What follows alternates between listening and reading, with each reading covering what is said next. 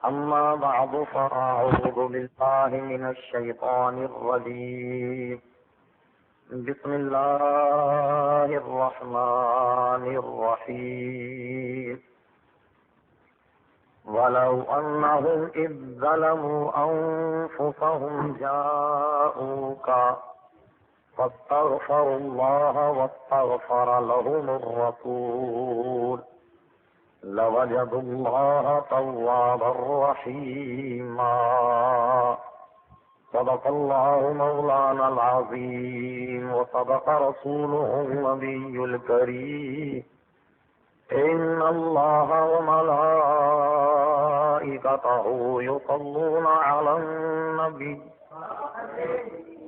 يا أيها الذين آمنوا صلوا عليه وسلموا تسليما. اللهم صل على سيدنا ومولانا محمد معظم الجود والكرم وآله وبارك وسلم صلاة وسلاما عليك يا سيدي يا رسول اللہ. معزز علماء کرام وہ حاضرین جلسہ، حمد و صلاۃ کے بعد اس وسیع حسین نے آپ حضرات کے سامنے قرآن مجید فرقان حمید کی ایک بہت ہی مختصر آیت مقدسہ تلاوت کی ہے. قبل اس کے کہ متذکرہ آیت قرآنیہ کے تحت کچھ لب کشائی کی جائے، اللہ تعالیٰ سے دعا فرمائیں کہ وہ اپنے پیارے حبیب لبیب نبی کریم رؤوف الرحیم علیہ افضل الصلاۃ و تسلیم کے صدقے و توفیق مجھے حق کہنے کی توفیق عطا فرمائے. ہم تمام مسلمانوں کو اللہ تعالیٰ حق سن کر حق کو قبول کرنے کی اور اس پر عمل کرنے کی توفیق عطا فرمائے. لوگ کہتے ہیں کہ سنی بھی بڑے عجیب ہیں، 11ویں میں دیکھو تو محفل میلاد، 12ویں میں دیکھو تو محفل میلاد، سفر میں دیکھو تو محفل میلاد، محرم میں دیکھو تو محفل میلاد. یہ کیا بات ہے؟ انہیں تو سوائے ذکر رسول کے کچھ آتا ہی نہیں. دعا کرو کہ اللہ تبارک و تعالیٰ سے کہ واقعی ہمیں رسول اللہ کے ذکر کے سوا کچھ نہ آئے تو یہی چیز، اس لیے کہ یہی ہماری نجات کا سبب ہے، یہی ہمیں ہماری مغفرت کا باعث ہے. ہمیں اس بات پر فخر حاصل ہے کہ ہمارا مخالف بھی اگر ہمیں یاد کرتا ہے تو اس طرح یاد کرتا ہے کہ انہیں تو سوائے ذکر مصطفیٰ کے کچھ نہیں آتا. گالیاں دینا تمہارے اعمال نامے میں، برائیاں بیان کرنا تمہارے اعمال نامے میں. ہم پر اگر کوئی الزام بھی ہے تو یہ الزام ہے کہ انہیں سوائے ذکر رسول کے کچھ نہیں آتا. اور دوسرا الزام مخالف یہ لگاتا ہے کہ صاحب یہ تو رسول اللہ کی شان کو اتنا بڑھاتے کہ خدا سے ملا دیتے. ہم پر یہ الزام، اور تم اتنا گھٹاتے ہو کہ کہتے ہو کہ حضور صلی اللہ علیہ وسلم کی حیثیت گاؤں کے چودھری کی تھی، حضور صلی اللہ علیہ وسلم کی حیثیت تو بڑے بھائی کی سی ہے. جو بڑا ہم نے بزرگ وہ ہمارا بڑا بھائی، جو چھوٹا ہے وہ ہمارا چھوٹا بھائی. دلیل اس کی کیا ہے؟ دلیل اس کی یہ ہے انما المؤمنون اخوۃ، سارے مومن بھائی بھائی. تو بتاؤ بھائی حضور صلی اللہ علیہ وسلم مومن ہے یا نہیں؟ یقیناً مومن ہے. کہتے ہیں صاحب جب حضور مومن ہے تو اب بھائی کہنے میں کیا حرج؟ اس لیے کہ اللہ تعالیٰ فرماتا ہے سارے مسلمان بھائی بھائی ہے. یہ بتاؤ کہ حضور مومن ہے یا نہیں؟ ظاہر ہے کہ آپ کا جواب ہوگا کہ حضور مومن ہے. تو کہیں گے صاحب دیکھیے رب نے فرمایا انما المؤمنون اخوۃ، سارے مسلمان جب بھائی بھائی ہیں تو رسول اللہ بھی پھر بھائی، اس میں کیا حرج ہے؟ تو حضور آگے آئیے، آپ نے تو بڑا گھٹیا درجہ تسلیم کیا ہے. میں آگے آپ کو ایک آیت اور سناتا ہوں. ارشاد باری تعالیٰ ہوا هو الله الذي لا اله الا هو عالم الغيب والشهادة هو الرحمن الرحيم هو الله الذي لا اله الا هو الملك القدوس السلام المؤمن. تو دیکھیے رب کے اسماء گرامی میں سے ایک نام اس کا مومن بھی ہے، المؤمن المهيمن. اللہ کا ایک نام مومن بھی ہے. تو بھائی بتاؤ انما المؤمنون اخوۃ، سارے مومن بھائی بھائی ہیں تو پھر خدا تمہارا بڑا بھائی ہو تو ذرا. اور رسول اللہ چونکہ خدا سے چھوٹے ہیں تو وہ تمہارے چھوٹے بھائی قرار پا گئے. تو آپ نے دیکھا ان پلیدوں کی توحید نے خدا کو بھی بھائی بنا دیا. بتاؤ جی اس سے بڑا شرک ہے کوئی؟ ارے ہم سے کہتے ہو کہ شرک کرتے ہو اور تم نے تو خدا کو اپنا بڑا بھائی کہہ دیا. ہاں جب کہتے صاحب نہیں انما المؤمنون اخوۃ، سارے مومن بھائی بھائی ہیں. ارے آیت تم نے پوری نہیں پڑھی، حضور صلی اللہ علیہ وسلم کو بھائی کہنے کے لیے تم نے جس آیت کو تلاوت کیا ہے ذرا اس کے سیاق و سباق کو تو دیکھیے. میں نہیں کہہ رہا، رب کریم کہتا ہے انما المؤمنون اخوۃ، سارے مومن بھائی بھائی ہیں. فاصلحوا بین اخویکم، ان میں اگر کوئی نزع کی کیفیت ہو جائے، کوئی جھگڑا ہو جائے، کوئی بات ہو جائے تو تیسرے فریق کا کام یہ ہے کہ فاصلحوا بین اخویکم، کہ وہ اس لڑنے والے گروہ میں صلح کرا دے. واتقوا اللہ لعلکم ترحمون، اور صلح کرانے والا خدا سے ڈرتا رہے تاکہ وہ رحم کیا جائے. آپ نے اللہ تبارک و تعالیٰ نے لڑنے والے گروہ، لڑنے والے لوگوں کو فرمایا، دیکھنے والوں کو فرمایا کہ تم آپس میں بھائی بھائی ہو. دونوں اگر گروہ لڑے، تیسرا فریق کا کام یہ ہے کہ وہ آپس میں صلح کرا دے. اور آپ کہیں کہ اس آیت کا مفتاح حضور کی بھی ذات ہے. سب سے پہلے یہ طے کر لو کہ رسول اللہ سے لڑنے والا مومن بھی ہے یا نہیں، صلح تو بعد میں ہو. اور فرمایا کہ جو رسول اللہ سے لڑے، ارے لڑنے کے بعد وہ مومن بھی رہا یا نہ رہا، صلح تو بعد میں ہوتی ہے. ارے رسول اللہ کے دربار کا ادب تو یہ ہے، میں نہیں کہہ رہا، قرآن کہتا ہے. یار کو قرآن سننے کا بڑا شوق ہے، اس لیے بطور حضرت مولانا محمد عمر صاحب اشرری رحمت اللہ تعالی علیہ کے کہ اس کو قرآن سناؤ تاکہ یہ بات نہ مانے تو کم سے کم منکر قرآن کو کہلائے. منکر قرآن کہلائے، منکر حدیث نہیں بلکہ منکر قرآن کہلائے. میں نہیں کہہ رہا، قرآن کہتا ہے یا ایھا الذین آمنوا لا تقدموا بین یدی اللہ ورسولہ واتقوا اللہ. اے مسلمانوں، اللہ سے ڈرو اور دیکھو کسی معاملے میں اللہ اور اس کے رسول کے آگے مت بڑھنا. کسی بھی معاملے میں اللہ اور اس کے رسول سے آگے مت بڑھنا. یہاں چونکہ بات ضمن نکل گئی تو عرض کر دوں، کتاب میرے پاس موجود ہے، میں تھوڑا سا کھاتا آج ساتھ ہی لے کر کے آیا ہوں، اور ضرورت پڑی تو پورا کھاتا بھی لایا جا سکتا ہے. تحذیر الناس مولوی محمد قاسم صاحب نانوتوی قدوس سرہ اپنی کتاب تحذیر الناس میں لکھتے ہیں کہ دلیل اس دعوے کی یہ ہے کہ انبیاء اگر اپنی امت سے ممتاز ہوتے ہیں تو علوم ہی میں ممتاز ہوتے ہیں. باطرہ عمل اس میں بسا اوقات امتی مساوی ہو جاتا ہے بلکہ بڑھ بھی جاتا. کیا سمجھے آپ؟ کیا سمجھے آپ؟ آپ بھی سنیے اور غور سے سنیے، مخالف بھی ہمارا سنے، غور سے سنے اور اپنا سر بھولے کہ اس کا اکابر کیا کیا باتیں کہہ گیا. تو دیکھا آپ نے، کہتے ہیں صاحب کہ انبیاء اگر ممتاز ہوتے ہیں تو علوم ہی میں ممتاز ہوتے ہیں. بات رہا عمل تو کہا اس میں بسا اوقات امتی مساوی ہو جاتا ہے بلکہ بڑھ بھی جاتا ہے. حضور یہ کیسے بڑھ گیا؟ یہ کیسے بڑھ گیا؟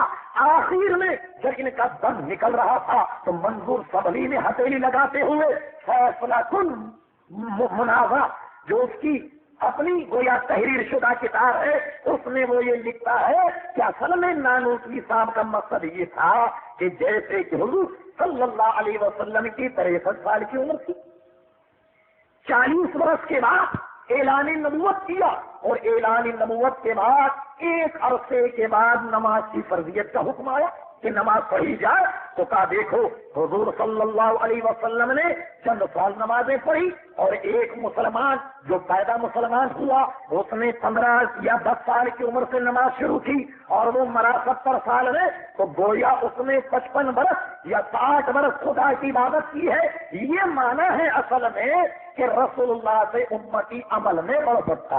حضور یہ تو آپ نے دلیل میں بہت ہی دلیل حرکت کی ہے، یہ تو دلیل ہرگز نہیں ہو سکتی. ہم نے تو حدیثوں میں یہ پڑھا، جناب نبی کریم صلی اللہ علیہ وسلم نے فرمایا کہ غیر صحابی احد پہاڑ کے برابر سونا خدا کی راہ میں دے. احد پہاڑ کتنا بڑا ہے؟ آج حضرات سے پوچھیے. احد پہاڑ کے برابر سونا خدا کی رہنے دے. اور رسول اللہ کا صحابی اگر ایک مجھو جو ایک پیمانہ ہے لگ بھگ اس کا وزن مربجہ سیر یا سوا سیر کے برابر ہوتا ہے، وہ اگر خدا کی رہنے دے تو فرمایا کہ میرا امتی میرا صحابی ایک مجھو خدا کی رہنے دے تو اس کے درجے کو وہ نہیں پا سکتا کہ جو اس پہاڑ کے برابر سونا خدا کی رہنے دے. یہ تو رسول اللہ صلی اللہ علیہ وسلم کے غلاموں کا حال ہے، تو رسول اللہ صلی اللہ علیہ وسلم کے منصب کا کیا کہنا؟ یقین کیجئے کہ اہل سنت کا تو ایمان یہ ہے کہ ساری کائنات کے لوگ اگر اللہ کی تعریف کرتے کرتے مر گئے، زبانیں کھل جائیں، تو رسول اللہ کی زبان کی نکلی ہوئی ایک تعریف الحمدللہ اس کے درجے کو نہیں پہنچ سکتی۔ ہمارا تو یہ ایمان ہے۔ آپ کہتے ہیں کہ انبیاء اگر ممتاز ہے، علوم ہی میں ممتاز ہے، باقی رہا عمل، اس میں بسا اوقات امتی مساوی ہو جاتا ہے، بلکہ بڑھ ہی جاتا ہے۔ اس کو نہ عقل تسلیم کرتی ہے، نہ نقل تسلیم کرتی ہے۔ اور پھر ادھر تو قاسم نانوتوی صاحب کہتے ہیں کہ انبیاء اگر ممتاز ہوتے ہیں تو علوم ہی میں ممتاز ہوتے، کہتے ہیں صرف علم ہی میں ممتاز ہوتے ہیں اپنی امت سے۔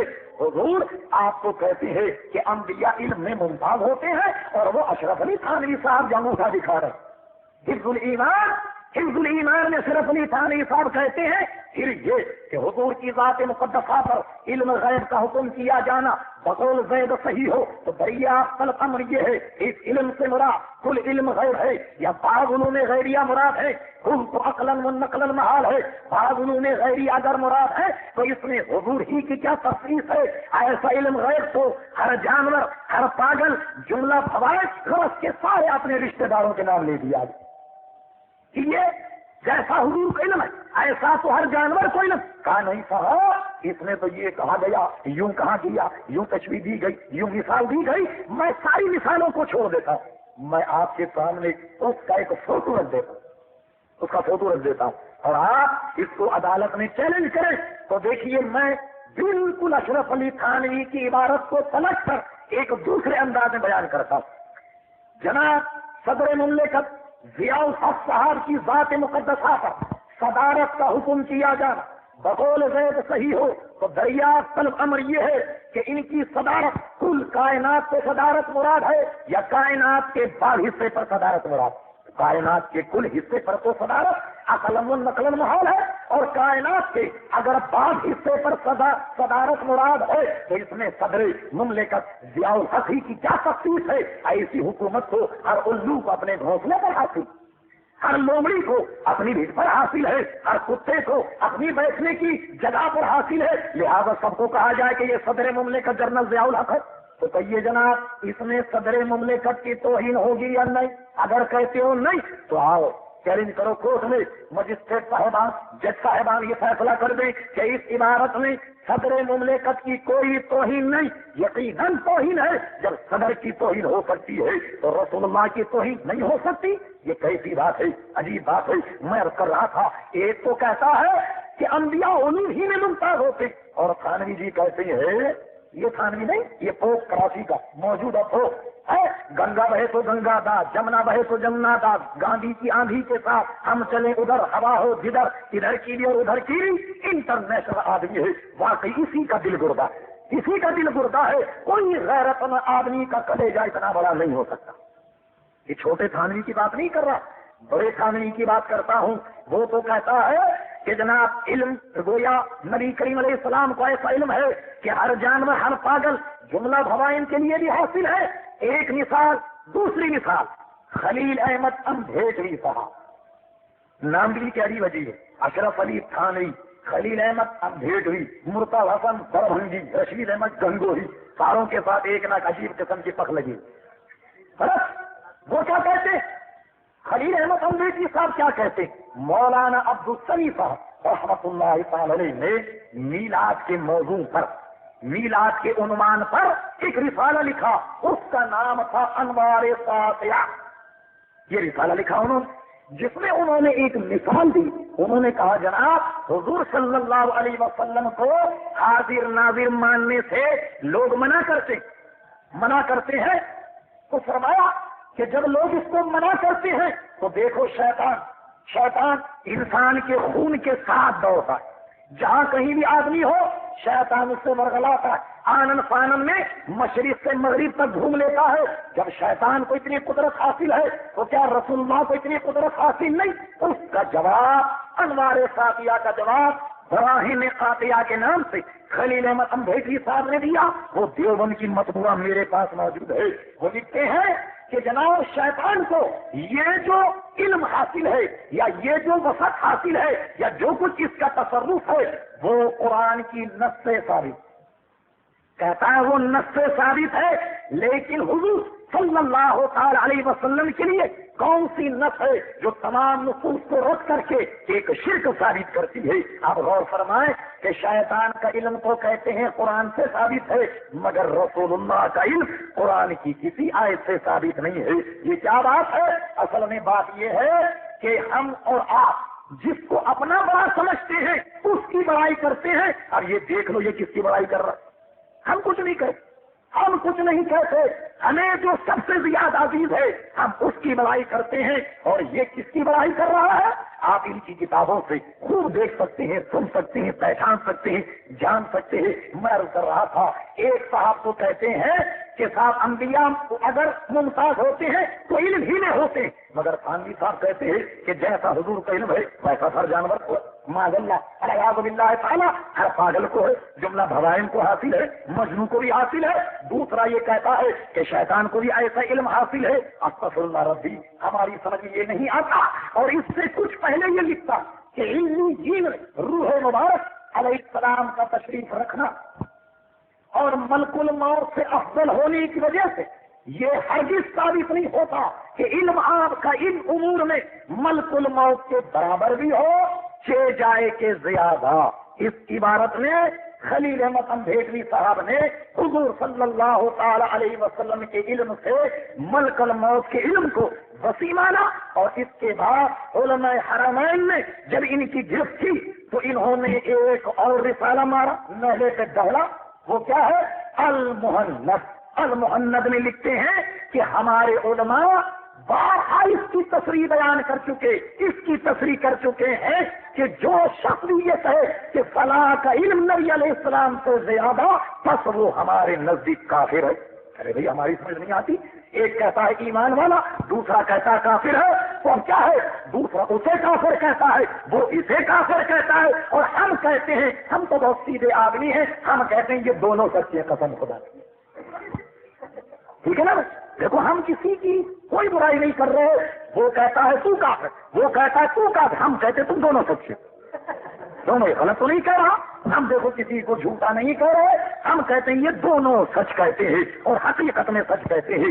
ہمارا مذہب تو بالکل واضح ہے، ہمارا مذہب تو بالکل آیا ہے۔ بات دوسرا اختیار کر گئی، عرض یہ کر رہا تھا، لوگ کہتے ہیں صاحب جب دیکھو محفل میلاد یہ لوگ منایا کرتے ہیں تو لیجیے ہم روزانہ یا ہفتے میں یا مہینے میں محفل میلاد کیوں مناتے ہیں؟ آپ کہتے ہیں صاحب وہ تو سال میں 7 ایک بار آتی ہے۔ ابھی آپ کو غلط فہمی ہو گئی، بات یہ ہے کہ جس مہینے میں حضور پیدا ہوئے وہ مہینہ سال میں ایک بار آتا ہے، اور جس دن حضور پیدا ہوئے وہ دن ہفتے میں ایک بار آتا ہے، اور جس وقت حضور پیدا ہوئے وہ روزانہ ایک بار آتا ہے۔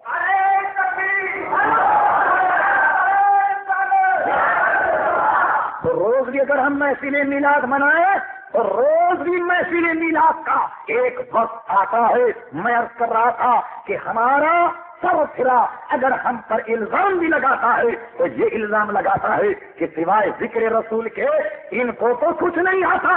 اصل میں بات یہ ہے کہ آپ کے مکان میں کوئی آم کا درخت ہو، نیم کا درخت ہو، اور آپ اٹھ کر روزانہ اس بیچارے کو پانی ڈالیں، روزانہ پانی ڈالنے لگ جائے تو ایک دن وہ درخت آپ سے کہنے لگ جائے مالک مکان صاحب آپ تو کبھی بریانی کھاتے ہیں، کبھی گائے کا گوشت کھاتے ہیں، کبھی مرغی کھاتے ہیں، کبھی مرغا کھاتے ہیں، کبھی حلوہ کھاتے ہیں، کبھی مانڈا، اور مجھے روزی پانی پانی آپ ڈالتے ہیں، تو ایک دن آپ کڑوا تیل ڈال دیا کریں، ایک دن ڈالڈا گھی ڈال دیا کریں، ایک دن اصلی گھی ڈال دیا کریں، کسی دن ناریل کا تیل ڈال دیا، کبھی کبھی پانی ڈال دیا کریں۔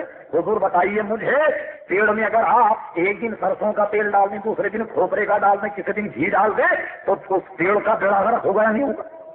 ہوگا، یقیناً ہوگا، اس لیے کہ پیڑ کی سیرابی صرف پانی سے ہوتی ہے اور مصطفیٰ کے غلاموں کی سیرابی صرف ذکر مصطفیٰ سے ہوتی ہے صلی اللہ علیہ وسلم۔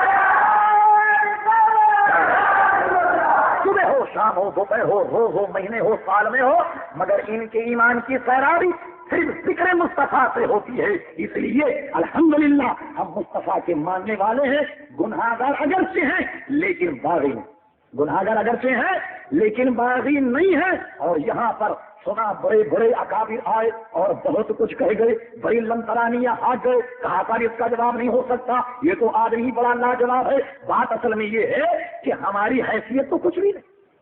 اکابر علماء موجود ہے, میری حیثیت تو کچھ بھی نہیں, مگر مولانا روم رحمت اللہ علیہ نے میری رہنمائی کرتے ہوئے فرمایا کہ کسی لکڑی میں اگر دیمک لگ جائے, کیڑا لگ جائے, کسی لکڑی میں دیمک لگ جائے تو کہا لکڑی کتنی ہی کود جائے, کتنی ہی دیمک لگ جائے, مگر مٹکا توڑنے کے لیے کافی ہے. تو ہم کتنے ہی لا علم صحیح, مگر وہابیت کا بھانا توڑنے کے لیے ہم پورے کافی, ہم بالکل کافی ہیں. چاہے کچھ ہو, کتنے ہی چھوٹے ہو, مگر اپنوں کے لیے ہے. تمہارے لیے تم ایل بھی ہے, تمہارے لیے تو امام راضی اور امام غزالی ہے, تمہارا بھانا توڑنے کے لیے تو یہ دیمک لگی ہوئی لکڑی بھی بہت کافی ہے. آپ گھبرائیں مت, انشاءاللہ بھانا پھوٹے گا.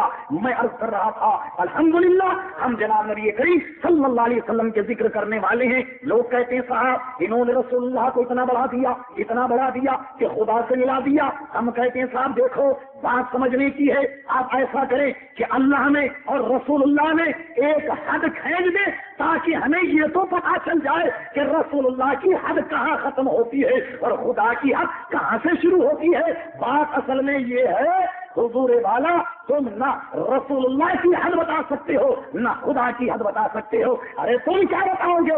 رسول اللہ خود کہتے ہیں کہ میری حقیقت کو تو سوائے میرے حق کے کوئی نہیں جانتا, نہ صحابی حضور کی شان کو جان سکتا ہے کما حسہ, اور نہ وہابی حضور کی شان کو جان سکتا ہے. یہ صحابہ کرام علیہم الرضوان نے حضور صلی اللہ علیہ وسلم سے یہ سنا کہ میری حقیقت کو سوائے میرے رب کے کوئی نہیں جانتا. حقیقت محمدی صلی اللہ تعالی علیہ وسلم تک کوئی پرواز نہیں کر سکتا. مولانا روم علیہ رحمت قیوم کہتے ہیں کہ حقیقت میں یہ ہے کہ جبریل امین حضور صلی اللہ تعالی علیہ وسلم کی حد کو نہیں جان سکتے, اس لیے کہ جبریل امین کی حد جہاں ختم ہوتی ہے وہاں سے رسول اللہ کی حد شروع ہوتی ہے. یہ کیسی تم بات کرتے ہو کہ رسول اللہ کو حد سے بڑھا دیا؟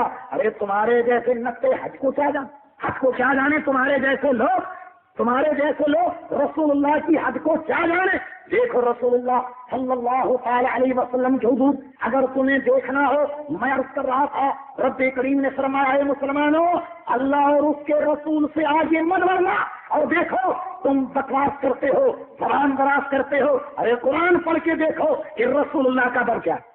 میں نہیں کہہ رہا, رب کریم نے چند لوگوں کو رسول اللہ کے دربار میں ایسے کلام کرتے ہوئے دیکھا جیسا کہ آپس میں ایک دوسرے سے باتیں کی جاتی ہیں یا ایک دوسرے سے کلام کیا جاتا ہے. قربان جائیے رب کریم نے حد کی حد بیان فرمائی اور فرمایا سنو میرے محبوب کے دربار کا ادب یہ ہے, یا ایھا الذین آمنوا لا ترفعوا اصواتکم, اے مسلمانوں اپنی آوازوں کو پست رکھنا, اپنی آوازوں کو پست رکھنا. عند رسول اللہ اولئک الذین نہیں, یا ایھا الذین آمنوا لا ترفعوا اصواتکم فوق صوت النبی ولا تجهروا له بالقول كجهر بعضكم لبعض ان تحبط اعمالكم وانتم لا تشعرون. دیکھو جب تم بات کرو گفتگو کا انداز تمہارا ہرگز یہ نہ ہو جیسا کہ تم آپس میں ایک دوسرے سے باتیں کرتے ہو کہ کبھی اس کی آواز سبقت لے جائے, کبھی تمہاری آواز سبقت لے جائے. نہیں, اگر تمہاری آواز رسول اللہ صلی اللہ علیہ وسلم کی آواز پر بلند ہو جائے اور تم ایسے باتیں کرنے لگ گئے جیسا آپس میں باتیں کرتے ہو, ان تحبط اعمالکم, تمہارے سارے اعمال اکارت چلے جائیں گے اور لا تشعرون, تمہیں پتہ بھی نہیں چلے گا. اور کیا ہوا, لوگ وہ جہیر الصوت حضرت عمر رضی اللہ تعالیٰ عنہ پہاڑ کے اوپر احد پہاڑ پر اگر باتیں کرتے تو نیچے والا سن کر کہتا کہ حضرت عمر باتیں کر رہے. اتنی بلند آواز. جو بڑے جہیر الصوت صحابہ تھے ان کا حال یہ ہو گیا کہ وہ اس آیت کریمہ کے نزول کے بعد حضور صلی اللہ علیہ وسلم کے حضور جب بیٹھے اور جب گفتگو کرتے حضور علیہ السلام کو بار بار پوچھنا پڑتا کہ کیا کہہ رہے ہو، کیا کہہ رہے ہو، اپنی آواز کو وہ اتنا پست کر دیا کرتے تھے۔ رب کریم نے ان کی شان کو بھی بیان فرمایا، ان الذین یغضون اصواتهم عند رسول اللہ اولئک الذین امتحن اللہ قلوبهم بالتقوی لهم مغفرۃ واجر عظیم۔ اور وہ لوگ کہ جو میرے محبوب صلی اللہ علیہ وسلم کے سامنے اپنی آوازوں کو پست کرتے ہیں، اولئک الذین امتحن اللہ قلوبهم بالتقوی، ارے یہ لوگ تو وہ ہیں کہ جن کے دلوں کو اللہ تعالیٰ نے تقوی اور پرہیزگاری کے لیے چھانٹ لیا ہے، چن لیا ہے، لہم مغفرۃ واجر عظیم، اللہ کی مغفرت اور اجر عظیم بھی انہی لوگوں کے لیے ہے۔ یہ ہے رسول اللہ صلی اللہ علیہ وسلم کے دربار کا ہے نا۔ اور اللہ تبارک و تعالیٰ نے کچھ لوگوں کو دیکھا کہ وہ اس کے محبوب کو حجرے کے باہر سے پکارتے ہیں، آواز دیتے ہیں۔ رب کریم نے دیکھا، ملاحظہ کیا کہ یہ طریقہ میرے محبوب کی شایان شان نہیں ہے، اس لیے رب کریم نے اپنے محبوب کے ملاقات کا طریقہ رکھا ہے۔ تو کیا طریقہ ہے؟ فرمایا ان الذین ینادونک من وراء الحجرات اکثرهم لا یعقلون، اور اے محبوب جو تجھ کو حجرے کے باہر سے آواز دیتے ہیں ان میں اکثر لوگ عقل نہیں رکھتے۔ محبوب جو تجھے حجرے کے باہر سے پکارے وہ لوگ عقل نہیں رکھتے۔ آپ کہیں گے مولا اگر حجرے کے باہر سے نہ پکارا جائے، دستک نہ دی جائے، کنڈی نہ کھٹکائی جائے، آواز نہ دی جائے تو ملاقات کیسے ہو؟ جب آدمی کسی کے گھر جاتا ہے، کنڈی کھٹکھٹاتا ہے، یہ آواز دیتا ہے یا دروازہ کھٹکھٹاتا ہے، تب صاحب خانہ باہر نکل کر آتا ہے تو ملاقات ہوتی ہے۔ اب پوچھیے رب سے کہ مولا آواز دینے کو تو نے منع فرما دیا، دروازہ کھٹکھٹا نہیں سکتے، پکار نہیں سکتے، تو مولا اب تو ہی بتا دے کہ تیرے محبوب سے ملنے کا کیا طریقہ ہے؟ فرما بلو انہم صبروا حتی تخرج الیہ، اے ملنے والے جب تو آئے میرے محبوب سے ملنے، کھڑا رہے، دروازہ نہ کھٹکھٹائے، آواز نہ دے، وہ کھڑا ہو جائے۔ مولا کب تک کھڑا رہے؟ کب تک کھڑا رہے؟ حتی تخرج الیہ، وہ جب تک کھڑا رہے جب تک کہ میرا محبوب خود نہیں نکلا۔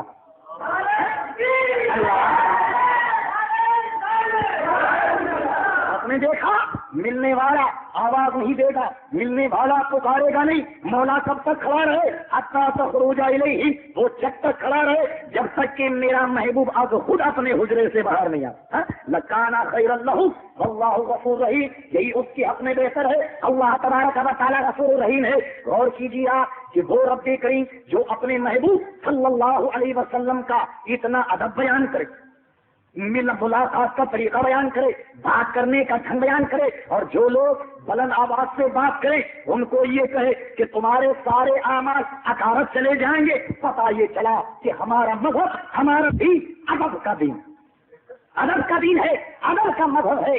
لیکن اس کے برخلاف دوسروں کا مذہب، دوسرے کا دین، انشاءاللہ آپ آخری میں ملاحظہ فرمائیں گے کہ وہ کیسا ادب کا اور کیسا احترام کا دین ہے۔ ہمارا ایمان تو یہ ہے کہ جو آیت مقدسہ میں نے تلاوت کی، لوگ اس بات کو سخت شرک جانتے، لوگ اس بات کو سخت دشنام ترازیوں سے تعبیر کرتے ہیں کہ صاحب دیکھیے یہ لوگ قبر پرست۔ اچھا بھائی قبر پرست ہے، کیا کرتے ہیں یہ لوگ قبر کے پاس؟ کہا صاحب دیکھیے قبر کے پاس کھڑے ہو کر یہ ہاتھ باندھ کر کھڑے ہو جاتے، کیا کرتے ہیں صاحب؟ ارے قبر کی پرستش کرتے تو بندے خدا بھلے مانس، اگر ہم قبر پرست ہوتے تو جہاں سے ہم نکل جائیں تو جو بھی قبر نظر آئے اس کے آگے ہاتھ باندھ کر کھڑے ہو جائیں۔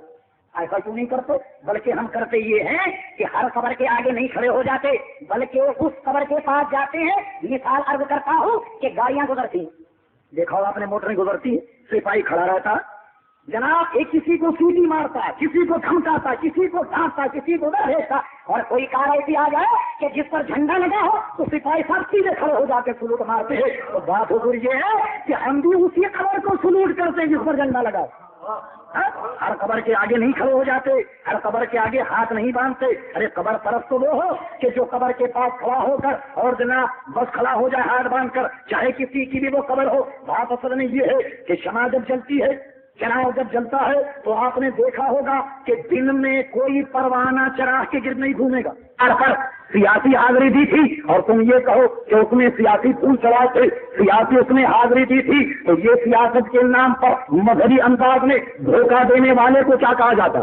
تو میں تو کچھ نہیں کہہ رہا، تو دیکھ لو مذہبی انداز میں سناتے ہو، پتا چلا حضور نہ شرک کی تمہیں تمیز ہے نہ ایمان کا واسطہ ہے، تمہیں تو اصل میں چاہیے ووٹ، اور وہ تمہاری تقدیر میں ہے نہیں، وہ تمہاری تقدیر میں نہیں ہے، کسے ووٹ کہتے ہیں جسے حاصل کرنے کے لیے یہ سارے کرتب دکھا رہے ہو۔ تجدید احیاء دین میں دو دال کا مولوی مودودی کہتا ہے جس کو سیدھا پڑھا جائے تو بنتا ہے مودودی، الٹا پڑھا جائے تو بنتا ہے یہ دو دن، وہ بنتا کہتا ہے جناب تجدید احیاء دین میں کہ مسعود سالار کے مزار پر جانا، خواجہ اجمیری کے مزار پر جانا حاجتیں لے کر، یہ اتنا بڑا گناہ ہے کہ گویا زنا اور قتل کا گناہ اس سے کم تر، زنا اور قتل کا گناہ اس سے کم تر ہے، یہ اتنا بڑا گناہ۔ حضور آپ کا لیڈر تو کہے کہ مزار پر جانا اتنا بڑا گناہ ہے، اور وہ پروفیشنل غفور صاحب پہنچ گئے جناب مزار کے اوپر، چادر بھی پھول کی چڑھائی اور مزار کا خلاف لے کر اس کی پگڑی بھی باندھی، نوائے وقت کا فوٹو ہمارے پاس موجود،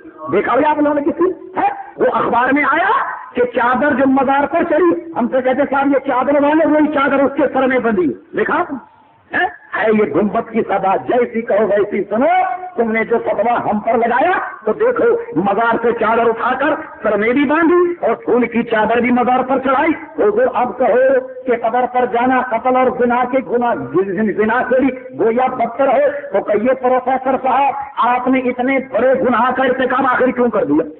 دوسری بات معلوم یہ ہوا کہ انہوں نے یہ دیکھا کہ پاکستان میں رہنے والے یہ سب کے سب سنی ہے، جب تک مزار پر چادر نہ چڑھائی جائے، جب تک کہ پھول کی چادر نہ چڑھائی جائے، جب تک حلوے نہ تقسیم کیے جائیں، ووٹ نہیں مل سکتا۔ لہٰذا یہ آ رہے ہیں آپ کے انداز میں بقول مولانا روم کے کہ بٹیر بیچارہ ہوتا ہے، اور کسی گوشے جب بٹیر کی آواز آتی ہے وہ سمجھتا ہے کوئی بٹیر ہے، اور جب قریب جاتا ہے تو شکاری نے جیسی گال کھینچا، بعد میں پتا چلتا ہے کہ وہ بٹیر نہیں تھا بلکہ بٹیر باز ہیں، بٹیر بازوں سے ہوشیار ہے نا۔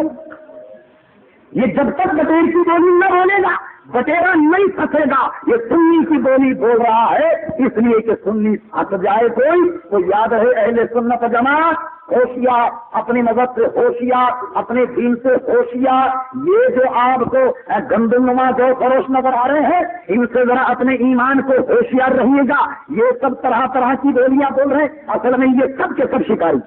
اللہ تعالیٰ ہم سب کو ان کے گویا فریب اور مکر سے امن و عافیت نصیب فرمائے۔ عرض کر رہا تھا کہتے ہو صاحب مزار پر جانا شرک ہے، اور خود حاضری دے کر کے آتے ہو، اور بڑے بڑے اخبارات میں فوٹو بھی چھپ گئے اخبارات کے اندر، یہ کوئی ڈھکی چھپی بات نہیں ہے۔ میں تو بات کچھ اور کر رہا تھا کہ اگر قبر پر شرک قبر پر جانا منع ہو تو دیکھو رب کریم کیا کہتا، ارشاد ہوا وَلَوْ أَنَّهُمْ إِذْ ظَلَمُوا أَنفُسَهُمْ جَاءُوكَ، اے لوگو جب تم گناہ کرو، گناہ کس کا کرے گا؟ رب کا گناہ کرے، اللہ کا گناہ کیا، جاؤکا اے محبوب گناہ تو کیا ہے رب کا، مگر جب یہ آئیں تیرے دربار، جب یہ آئیں تیرے دربار میں، تیرے دربار میں آنے کے بعد کیا کریں؟ فَاسْتَغْفِرُ اللَّهَ، اللہ سے مغفرت چاہے، لَوَجَدُ اللَّهَ تَوَّابًا رَحِيمًا، کیا ان کی مغفرت ہو جائے گی؟ نہیں۔ وَاسْتَغْفَرَ لَهُمُ الرَّسُولُ، اے محبوب جب تو ان کے لیے دعائے مغفرت کرے گا تو تب ہوگا لَوَجَدُ اللَّهَ تَوَّابًا رَحِيمًا، تب اللہ تعالیٰ ان کے گناہوں کو معاف کرے گا۔ لوگ کہتے نہیں صاحب بات اصل میں یہ ہے کہ یہ تو حضور کی زندگی تک محدود تھا، اب اس کا حد تھوڑی، یعنی اب آپ غور فرمائے کہ قرآن کی آیات جو ہیں اب وہ بھی زمانے تک محدود ہو گئی۔ خدا نہ خواستہ آج انہوں نے یہ کہا، کل کو کوئی یہ نہ کہے کہ صحابہ کی الصلاۃ نماز پڑھو، یہ تو 1400 سالہ حکم تھا جو وہاں مدینے شریف کے لوگوں کو ہوا تھا، مکہ والوں کو ہوا تھا، کراچی والے اس کا مصداق نہیں ہوتے۔ کہیں آپ کہیں یا ایھا الذین آمنوا کتب علیکم الصیام کما کتب علی الذین من قبلکم لعلکم تتقون، ایمان والوں تم پر روزے فرض کر دیے گئے جیسا کہ تم سے پچھلوں پر فرض کیے گئے تھے، لعلکم تتقون، تاکہ تم متقی اور پرہیزگار کا تھا۔ اس کی ضرورت اسی زمانے میں تھی، اب اس کی ضرورت نہیں ہے، تو پتا چلا کہ سارے فرائض کو لپیٹ کر رکھ دینا پڑے گا۔ لیکن ہاں میں دلیل سے کرتا ہوں، سب سے پہلے تو قرآن مجید فرقان حمید کی آیت کا مفہوم دیکھیے کہ جو لوگ اپنی جانوں پر ظلم کریں، اور اے محبوب جب یہ تیرے دربار میں آئے وہ اما السائل فلا تنہر، یہاں گناہ گاروں سے کہا کہ محبوب کے دربار میں جاؤ، اور محبوب سے کہا اے محبوب میں گناہ گاروں کو تیرے پاس بھیج رہا ہوں، خبردار کسی منتا کو جھلکنا نہیں، ہمیں رسول اللہ کے دربار میں بھیجا اور رسول اللہ سے کہا کہ کوئی منگتا اگر آئے تو آپ اسے جھڑکے نہیں، اسے منع نہیں کریں، اس لیے کہ جو بھی منگتا آیا اسے منع نہیں کرتے۔ اعلیٰ حضرت امام اہل سنت مجدد ملت اعلیٰ صاحب حجت القاہرہ مولد ملت طاہرہ مولانا شاہ احمد رضا خان فاضل بریلوی رحمۃ اللہ تعالی کہتے ہیں، واہ کیا دید کرم ہے شہ بقا تیرا، نہیں سنتا ہی نہیں مانگنے والا تیرا۔ کہتے ہیں کہ یا رسول اللہ آپ کی عطا تو ایسی کہ آدمی جب آپ کے دربار میں جائے اور جب وہ مانگے تو آپ کے دربار سے نہیں، یہ تو کوئی سنتا ہی نہیں، یعنی نہیں کا لفظ تو حضور صلی اللہ علیہ وسلم کی زبان پر نہیں، جو آئے گا اسے ملے گا۔ اور میں اپنے عقیدے کی بنیاد پر اگر چند باتیں عرض کروں، اگر کہ کچھ لوگ نہ مانے تو نہ مانے، جس کے سودا پسند آئے بول دے، جس کی پسند میں نہیں آتا وہ بتاؤ ہمیں کیا کرنا ہے۔ کسی پیر جماعت علی شاہ صاحب محدث علی پور رحمۃ اللہ تعالی انہوں نے اپنے واقعات میں لکھا، کہتے ہیں کہ فقیر ایک مرتبہ مدینے منورہ گیا، تمہیں ذرا غور، مدینے منورہ گیا، ایک شخص کو دیکھا کہ پھٹے پرانے کپڑے پہنا ہوا کھڑا رسول اللہ کے دربار میں کھڑا ہوا۔ میں گیا اور میں نے اس کا جب بوسیدہ حال دیکھا اسے اپنے ساتھ لے گیا، اور لے جانے کے بعد میں نے خود اور جہاں میرے اور احباب تھے انہوں نے اس کی کپڑوں سے اعانت کی، اسے کپڑے وغیرہ دے دیے۔ وہ کپڑے وغیرہ دینے کے بعد کپڑے پہن کر اور پھر اس کے بعد پیر صاحب نے دیکھا کہ وہ رسول اللہ کے دربار میں کھڑا ہوا۔ پیر صاحب نے پوچھا کہ کیا بات ہے، تو کہا حضور بات یہ ہے، آپ یقین کریں یا نہ کریں، میں رسول اللہ کے دربار میں یہ کہہ رہا تھا کہ یا رسول اللہ کپڑے پھٹ گئے، کوئی انتظام کر دیجیے۔ فوراً آپ نے مجھے پکڑا اور پکڑنے کے بعد مجھے کپڑے دیے، تو میں کپڑے پہن کر اس لیے حضور کے سامنے کھڑا ہوں کہ یا رسول اللہ کپڑے مل گئے، آپ دیکھ لیجیے، کپڑے مل گئے اور پہن لیجیے۔ اس کے بعد اللہ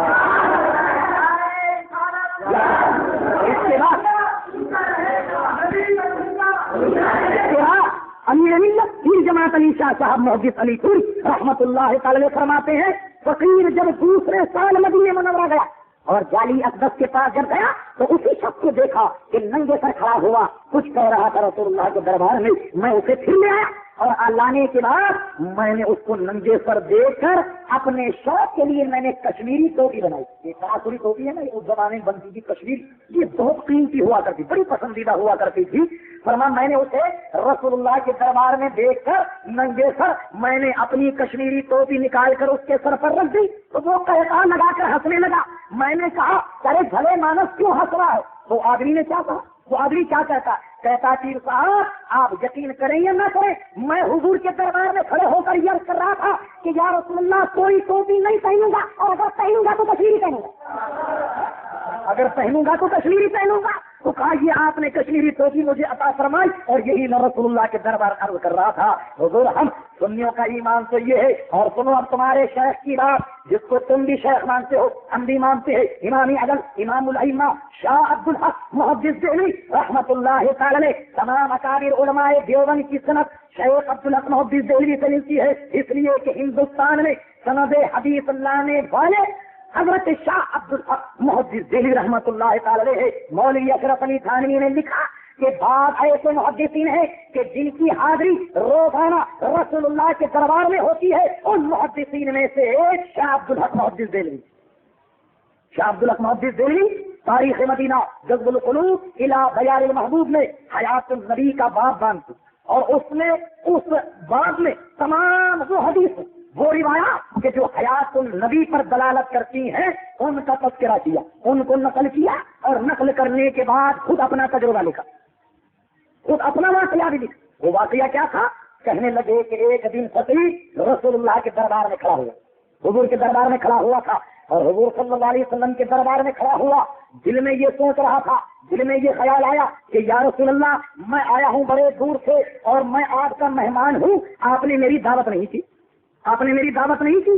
مغرب کے بعد کا وقت تھا، یہ عرض کرنا تھا کہ ایک صاحب آئے اور انہوں نے حضرت شیخ کو ایسے جھنڈویا اور فرمایا چلیے ہمارے یہاں دعوت۔ اسی وقت وہ لے گیا، اور لے جانے کے بعد کیا ہوا، لگ بھگ 15-20 میل پیدل گئے اور 15-20 میل واپس آئے، اور سوچنے لگے، کہنے لگے جب میں دعوت میں گیا تو میں نے دیکھا کہ اس نے روٹی کو دودھ میں چور کر اور میرے سامنے رکھ دی، اور میں نے اسے کھایا، بڑا لذیذ کھانا تھا۔ اس کھانے کے بعد میں واپس چلا، جتنا پیدل چل کر کے دعوت میں گیا تھا اتنا ہی پیدل چل کے واپس مسجد نبوی آیا، اور اس کے بعد رسول اللہ کے دربار میں کھڑا ہوا، سوچ رہا تھا کہ میاں بڑی اچھی دعوت کھائی، 15-20 میل پیدل گئے، 15-20 میل واپس آئے، اور مغرب کے بعد کے جتنے وظائف تھے ان کا بھی ناغہ ہو گیا، جتنے نوافل پڑھتا تھا وہ بھی سب چلے گئے۔ اب تو فجر کی اذان ہونے والی ہوگی۔ اب اس کے بعد کچھ لوگ وہاں نماز کے منتظر تھے۔ حضرت شیخ نے پوچھا کہ وقت کتنا گزر گیا ہوگا، تو لوگوں نے کہا حضور ابھی تو عشاء کی آزادی نہیں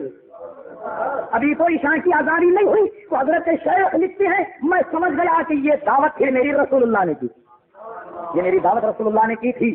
مشاہدے کے میدان میں بھی آپ دیکھ لیں، یہ تو حضرت شیخ عبدالحق محدث دہلوی کا کلام ہے۔ یہی حضرت شیخ عبدالحق محدث دہلوی کس بات پر لکھتے ہیں کہ کوئی شخص یہ نہ سمجھ لے کہ وَلَوْ أَنَّهُمْ ظَلَمُوا أَنفُسَهُمْ جَاءُوكَ، یہ آیت مخصوص ہے جناب نبی کریم صلی اللہ تعالی علیہ وسلم کی حیات ظاہری کے ساتھ، لہذا بات انتقال اس پر عمل نہیں ہو سکتا۔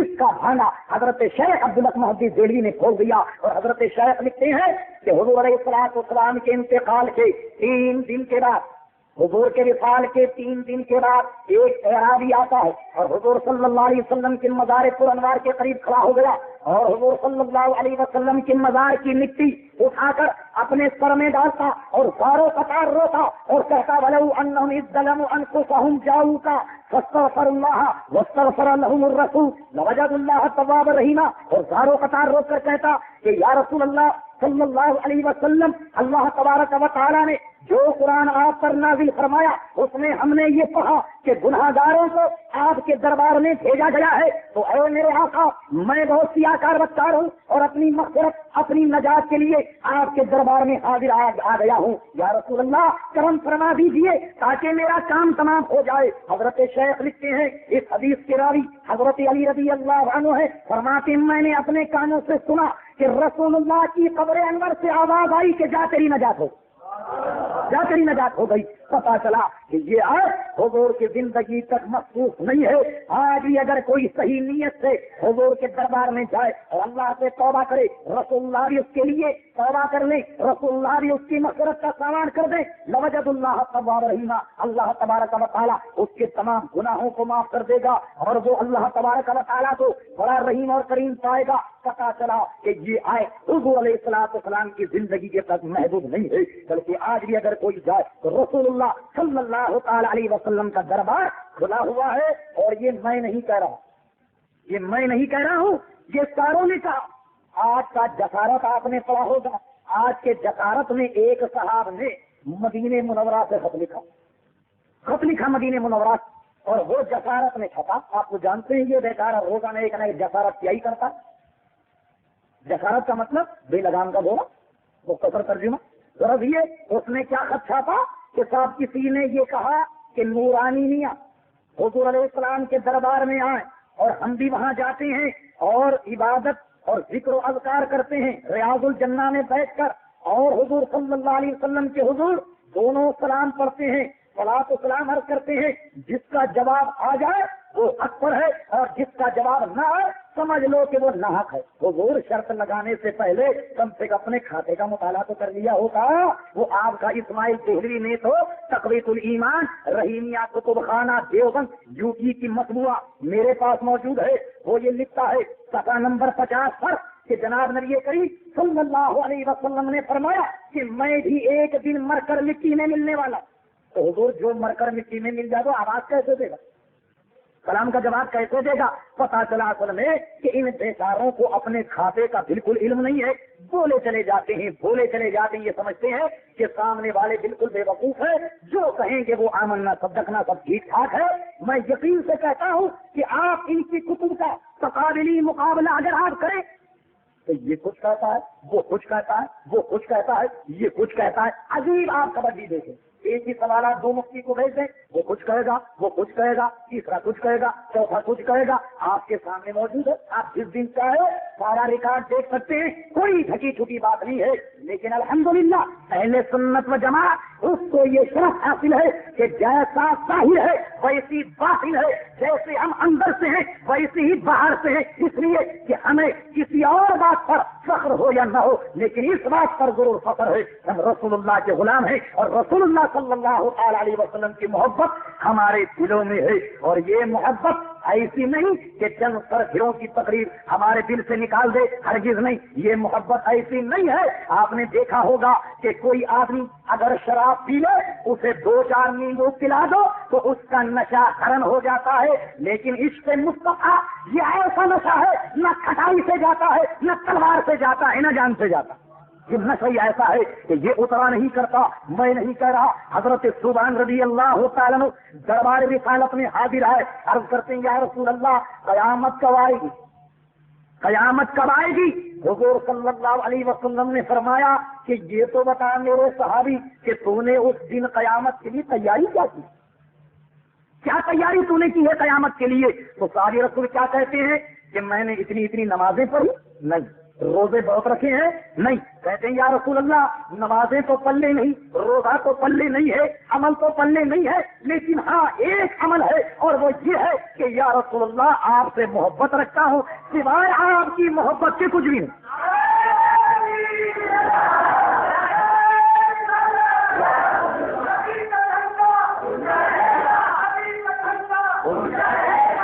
وہ یہ نہیں کہتے میں نے نمازیں بہت پڑھی ہیں اس لیے میں جنت کا مستحق ہوں، میں نے روزے بہت رکھے ہیں اس لیے میں جنت کا مستحق ہوں، میں بہت متقی پرہیزگار ہوں اس لیے میں جنتی ہوں، نہیں، بلکہ کہا یا رسول اللہ روزہ نماز تو پلے نہیں ہے، بلکہ ہاں آپ سے محبت رکھتا ہوں۔ اور حضور نے یہ نہیں کہا کہ اے میرے صحابی خالی محبت تو کام نہیں آئے گی، کچھ اور بھی کام کرا کرو، نہیں، بلکہ حضور فرماتے ہیں کہ جس سے تم محبت رکھتے ہو انشاءاللہ قیامت میں بھی اسی کے ساتھ رکھو۔ اور یہ میں نہیں کہہ رہا۔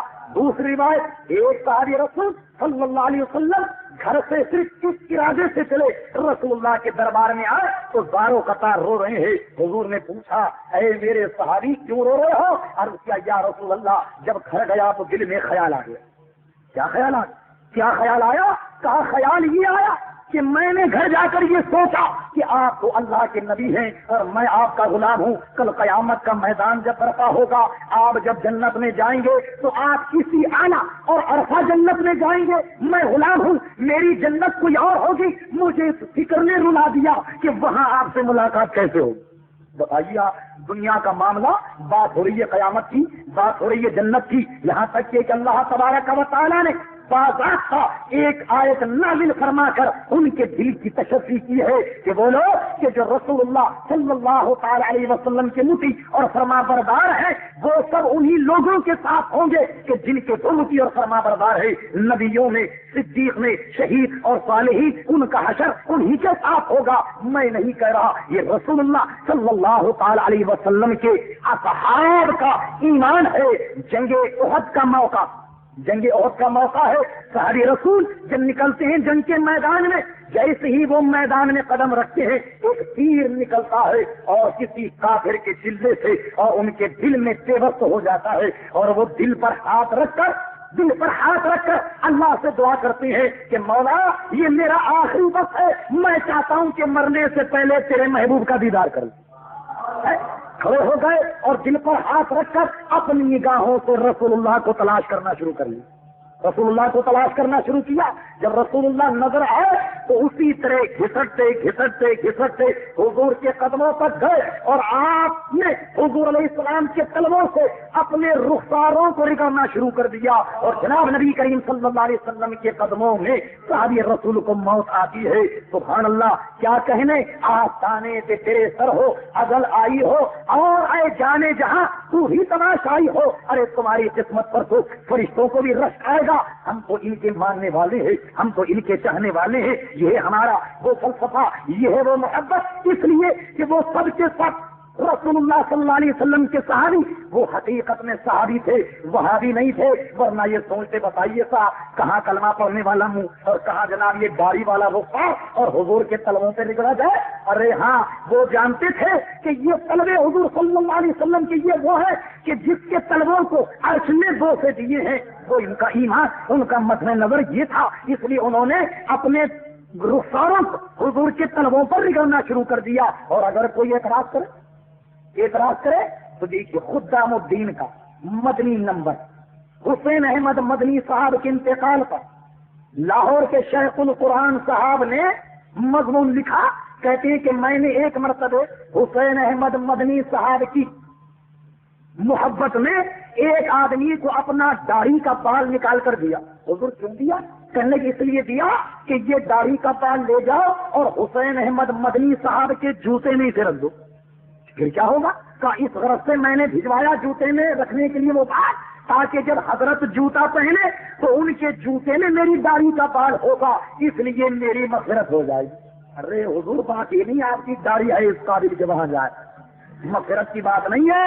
تمہارے نزدیک تو رسول اللہ کو نہ اپنا حال معلوم ہے، نہ دوسرے کا حال، نہ تیسرے کا حال، تو ان کی جناب جوتے میں آپ کے داڑھی کا بال جائے تو جنت کی سیٹ کیسے رزق ہوگی کہ جب رسول اللہ کو اپنا حال معلوم نہیں ہے؟ لیکن اتنا ضرور معلوم ہوا، حضور کچھ ہو یا نہ ہو لیکن تمہاری داڑھی وہیں پہنچی، جیسا کہ مشہور ہے، پہنچی وہیں خاک جہاں کا ضمیر تھا، جہاں اسے جانا چاہیے تھا وہاں پہنچے گی وہ، مگر وہ خود کہتے ہیں کہ کیا کروں افسوس کہ میری یہ خواہش اور میری یہ تمنا پوری نہ ہو سکی۔ کسی بیچارے کو مرافت آ گئی، میں کہا داڑھی کا بال وہاں کا رکھا جائے، اس نے رکھا نہیں ہوگا، تو کہتے ہیں میری یہ خواہش پوری نہ ہو سکی۔ مدنی نمبر میں شیخ القرآن صاحب نے لکھا۔ تو کمال کی بات یہ کہ شیخ القرآن صاحب کی زندگی بسر گئی، ولی کے قبر پر نہ جایا جائے، اس کی قبر پر نہ جایا جائے۔ آج بھی لاہور کے قبرستان میں دیکھیں تو شیخ القرآن صاحب کی جہاں قبر ہے وہاں راستے میں سائن بورڈ لگے ہوئے، تو ادھر جائیے شیخ القرآن کی قبر، ادھر جو آگے بڑھ جائیں ادھر ایک اور تیر لگا، ادھر حضور یہ کیا فرشتوں کے لیے لگایا ہے؟ قبر پر تو جانا منع ہے، تو یہ کیا فرشتوں کی رہنمائی کے لیے لگایا؟ کیا فرشتے زیارت کو آ رہے ہیں؟ کیا انہیں راستہ بتا رہے ہو؟ اس لیے کہ مسلمانوں کا تو قطر پر جانا ویسے ہی منع ہے، تو یہ سائن بورڈ آپ نے کس لیے لگا دیے؟ اللہ تبارک و تعالیٰ ان سائن بورڈوں سے ہم تمام مسلمانوں کو محفوظ رکھے۔ عرض یہ کر رہا تھا کہ حضور 4 آدمی جمع ہو کر اور انشن بد دینا یہ اور بات ہے، اور لوگ پیش آ رہے سیدھے سادے، جو بھی کوئی بولتا ہوا آدمی نظر آئے کہتے ہیں یار ہاں یہ شاید کچھ بول رہا۔ عوام کا حال جو ہے وہ کچھ ایسا ہے، خدا کے لیے ہوشیار ہو جائیے گا کہ یہ سب دین کے بھیڑیے ہیں، یہ سب آپ کا ایمان چھیننا چاہتے ہیں، یہ سب آپ کے عقائد سے آپ کو منحرف کرنا چاہتے ہیں، خدا کے لیے ان سے ہوشیار رہیے گا۔ اور آپ یہ کہیں کہ صاحب یہ بھی تو کہتے ہیں ہم رسول اللہ کے چاہنے والے، یہ بھی تو کہتے ہیں کہ ہم دیندار ہیں، اصل میں بات یہ ہے کہ لیلا ایک ہے مجنو 40 ہے۔ کیا کیا جاتا؟ ہر مجنو کہتا لیلا میری، ہر مجنو جو وہ کہتا لیلا میری ہے۔ اب پتا کیسے چلے کہ صحیح مجنو ہے؟ تو حضور ایسا کرو کہ یہ سارا مجنو کا کرتب چھوڑو، خود لیلا سے کیوں نہیں پوچھ لیتے کہ تیرا اصل مجنو کون ہے؟ تو صحیح بات وہ بیان کرے گا کہ جو مجنو ہے، مجنو نہیں بیان کرے گا، لیلا کہے گی کہ صحیح مجنو کون ہے۔ لیلا اس بات پر جب بیان کر دے کہ اصل مجنو وہ ہے تب پتا چلے گا کہ اصل مجنو کون ہے۔ چاہنے والے تو بہت زیادہ ہیں، ماننے والے تو بہت زیادہ ہیں، لیکن ان کی باتیں آپ سنیں، ان کا ریکارڈ آپ سنیں، ان کے معاملات کو آپ سنیں تو آپ دیکھیں پوری تقریر میں کوئی بات ان کے ٹھکانے کی ہے۔ وہ میں نے جناب ان کی کیسٹ سنی، فتویٰ لکھ کر بھیجیں جناب آپ۔ سوال مولوی کون نادیم صاحب تھے یا ندامت صاحب تھے؟ ندیم صاحب تھے صاحب، وہ ندیم صاحب تھے جناب، وہ کہہ گئے کہ حضرت ابو بکر صدیق رضی اللہ عنہ کے لیے حضور نے فرمایا کہ اسلام کا احسان سب پر ہے اور ابو بکر کا احسان اسلام پر ہے، اور اسلام سب کا اسلام پر گویا حضرت صدیق اکبر کا بھی احسان ہے، سب اسلام کے احسان پر، اور ابو بکر صدیق کا احسان اسلام پر۔ حضور ذرا خط لکھ کر کسی معتبر مفتی سے یہ کہیں کہ کیا فرماتے ہیں علماء دین، مفتیان شنامتی بیچ اس مسئلے کے کہ زید یہ کہتا ہے کہ فلاں آدمی کا احسان اسلام پر ہے، ایسے آدمی کے لیے شرعی کیا حکم ہے؟ مسئلہ لکھ کر کے بھیجیں اور دیکھیں وہاں سے سوال کیا آتا۔ حضور آپ کو تو اصولی مسائل ہی معلوم ہے، دین کے اصولی مسائل سے آپ واقف نہیں ہے۔ اسلام پر کسی کا احسان، دین مذہب پر کسی کا ایسا نہیں ہے۔ جملہ اس طرح سے غلط ہے، آپ کسی مفتی سے چرچا کریں اور دیکھیں وہ کیا بولتا ہے۔ تو میرے دوست اور بزرگوں یہ بیٹھ کر کچھ نورانی صاحب کو کہہ دینا اور مفتی محمود صاحب زندہ باد کے نعرے لگا دینا، حضور کو مر کر مٹی میں مل گئے، مفتی محمود صاحب زندہ باد۔ ارے یہ کیا تک ہے بھائی؟ تو حضور یہ سارے کرتب چند آدمی اکٹھا کر کے دکھا دینا یہ بہت آسان کام ہے، اور آج تک کی تاریخ گواہ ہے کہ جتنے بھی سامنے آئے سب بھاگے، جتنے بھی سامنے آئے سب کے سب بھاگے۔ یہ میں نہیں کہہ رہا، مولانا محمد عمر صاحب اشرفی رحمت اللہ علیہ ایک نہیں دو نہیں بلکہ 250-300 مناظرے ہوئے، کسی میں بھی یہ حضرات نہیں تھے، کسی نے بھی نہیں ٹھہرے. اور اگر اب بھی کوئی صاحب کہے کہ صاحب ہمارا مذہب حق ہے, وہ چیلنج کرے, ہم موجود, ہم آتے ہیں اور انشاءاللہ آپ کو بتاتے ہیں کہ جناب کس کا مذہب صحیح ہے, کس کا دین صحیح ہے اور کس کے عقائد صحیح ہیں. یہ جہاں چاہے آپ بتا دیں. میں مثال کے طور پر وہ مسلمان کہ جو یہ سمجھتے ہیں کہ صاحب وہ بھی تو داڑھی والے لوگ ہیں, وہ بھی ٹوپی پہن کر آتے ہیں, وہ بھی تو پگڑی پہن کر آتے ہیں, آخر آپ لوگ ان بیچاروں کے پیچھے کیوں پڑ گئے؟ ان بیچاروں کے پیچھے آپ کیوں پڑ گئے؟ تو دیکھیے اصل بات یہ ہے, ہمارا نہ زمین کا جھگڑا, نہ مال کا جھگڑا, نہ مکان کا جھگڑا. ہمیں ہر اس شخص سے جھگڑا ہے کہ جو رسول اللہ سے دور رکھتا ہے, ہمیں اس سے بول. مذہب کا جھگڑا, دین کا جھگڑا ہے. جو رسول اللہ کو نہیں مانتا ہم اسے نہیں مانتے. آپ کہیں گے جناب وہ کیسے نہیں مانتے, کیسے نہیں مانتے؟ تو دیکھیں آپ ہوائی باتیں تو ہوا کرتی, جو چاہے آپ جلسے میں کہہ دیں, لیکن میں آپ کے سامنے چند کتابیں پیش کرتا ہوں, اس کی چند عبارتیں سنا کر اپنی گفتگو ختم کرتا ہوں. اور ہر وہ کتاب کا حوالہ جو کوئی شخص بھی اسے غلط ثابت کر دے, میں ایک معتبر آدمی کی حیثیت عرض کرتا ہوں کہ فی حوالہ انشاءاللہ اس شخص کو 10,000 روپیہ دیا جائے گا کہ جو کتاب کو یا عبارت کو یا حوالے کو غلط ثابت کر کے بتا دے. صراط مستقیم مولوی اسماعیل دہلوی صاحب کی لکھی ہوئی. لکھیں جناب کوئی صاحب تاکہ ریکارڈ رہے, کوئی سب نہ کہے کہ صاحب وہ یوں ہی کہے گا. صراط مستقیم اسماعیل دہلوی صاحب کی لکھی ہوئی, مطبوعہ دیوبند ہمارے پاس موجود ہے, صفحہ نمبر 97. دے دو, مجھے دے دو. دیکھیے صاحب, یہ صراط مستقیم ہے, دیوبند کی چھپی ہوئی. اس کے صفحہ نمبر 97 پر ہے کہ نماز میں اگر بیل کا خیال آئے تو کوئی حرج نہیں, گائے کا بیل کا خیال آئے تو کوئی حرج نہیں, حتیٰ کہ بیوی سے مجامعت کا خیال بھی اگر آئے, بیوی سے صحبت کا بھی اگر خیال آئے تو کوئی حرج نہیں ہے. بلکہ نماز میں رسول اللہ کا یا کسی بزرگ یا کسی شیخ کا خیال نہیں آنا چاہیے. بتائیے صاحب کیا ٹھیک ہے؟ ہم نے تو امام غزالی رحمت اللہ علیہ کی زبانی سنا کہ وہ فرماتے ہیں جب تم نماز میں یہ کہو السلام علیکم ایھا النبی ورحمۃ اللہ وبرکاتہ, تو اپنے قلب میں حضور صلی اللہ علیہ وسلم کو حاضر اور موجود جان کر بخطاب کہو, ایسے کہو کہ رسول اللہ تمہاری بات کو سن رہے. اور آپ کہتے ہیں کہ رسول اللہ کا خیال نماز میں نہ, اگر گدے کا ہے تو ٹھیک, بیل کا ہے تو ٹھیک, بیوی صاحبہ کا آ جائے محترمہ کا تو ٹھیک ہے, مگر رسول اللہ کا خیال نماز میں نہیں آنا چاہیے. تو آپ نے دیکھا یہ ان کا مذہب ہے. کوئی شخص اگر اس کو غلط ثابت کر دے, فی حوالہ 10,000 روپے کا اعلان کرتا ہوں. ایک حوالہ بھی کوئی شخص غلط ثابت کر دے تو بتائیے کیا آپ کو اس سے اتفاق کہ حضور صلی اللہ علیہ وسلم کا خیال نماز میں نہ آئے؟ ارے وہ ساری کی ساری نقل نماز کیا ہے؟ وہ تو سب کی سب نماز رسول اللہ صلی اللہ علیہ وسلم کی اداؤں کی نقل ہی کا نام تو نماز ہے. اور نماز کیا؟ اچھا, اس کے علاوہ آپ نے دیکھا ہوگا کہ ہمارے ملک میں ایک مسئلہ چلا ختم نبوت کا مسئلہ چلا.